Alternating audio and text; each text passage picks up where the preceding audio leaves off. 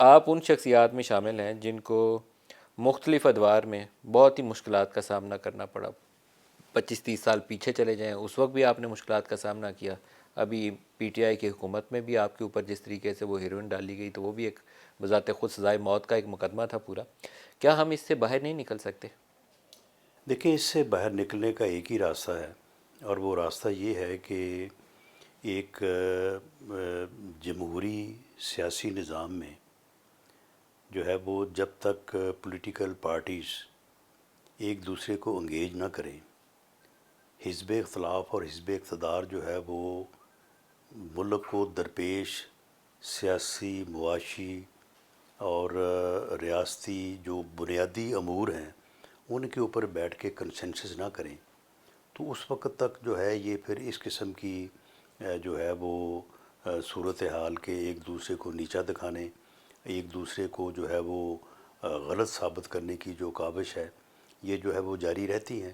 پہلے 10 سال Peoples party اور پی ایم ایل این کے درمیان یہ صورتحال رہی. جب انہوں نے یہ سمجھا کہ یہ صحیح لا حاصل ہے، نہ ہم ایک دوسرے کو ختم کر سکتے ہیں ماسوائے اس کے کہ ملک کا نقصان کریں، تو انہوں نے چارٹر آف ڈیموکریسی کیا. تو چارٹر آف ڈیموکریسی جب ہو گیا تو اس صورتحال سے فائدہ اٹھانے والوں نے دیکھا کہ بھئی اب یہ تو اکٹھے ہو گئے ہیں، اب یہ نہ آپس میں لڑیں گے اور نہ جو ہے وہ ہمارا جو ہے وہ مفاد جو ہے وہ سرو ہوگا. انہوں نے ایک تیسری فورس نکال دی.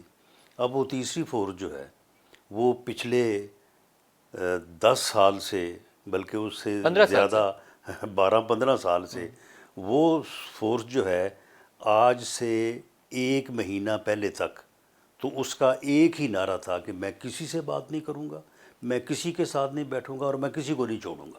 سر لیکن ایک اب جو بات ہے رانا صاحب، آپ نے ایک ہی تو بیانیہ ڈیولپ کیا تھا 15 سالوں میں. بیانیہ ہی ایک دیا تھا نا کہ نون لیگ بھی چور ڈاکو ہے اور پیپلز پارٹی بھی چور ڈاکو ہے.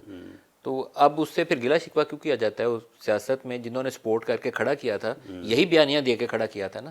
تو وہ تو لڑائی ہوگی 12-13 سال بعد. تو نہیں چلیں، انہوں نے بیانیہ دے کے اگر کھڑا کیا تھا اور اس بیانیے کے نتیجے میں یا اس کھڑا کرنے کے نتیجے میں وہ 2018 میں بھلے ہم سے جو بھی ہوا وہ اپنا جو اب آر ٹی ایس بیٹھا یا جو بھی ہوا، اس کے بعد وہ برسر اقتدار آ گئے. اب برسر اقتدار آنے کے بعد جب آن دی فلور آف دی ہاؤس ہم نے ان کو یہ کہا کہ جی آپ آئیں، بیٹھیں، ہم آپ کے ساتھ بیٹھنے اور بنیادی ایشوز کو ریزالو کرنے اور چارٹر آف اکانومی کرنے کو تیار ہیں. اس نے کہا تمہاری ایسی تیسی، میں نے تو تم کو چھوڑنا ہی نہیں ہے، میں نے تو تمہارے خلاف کیسز بنائے تو سب کو جیلوں میں بھیجا.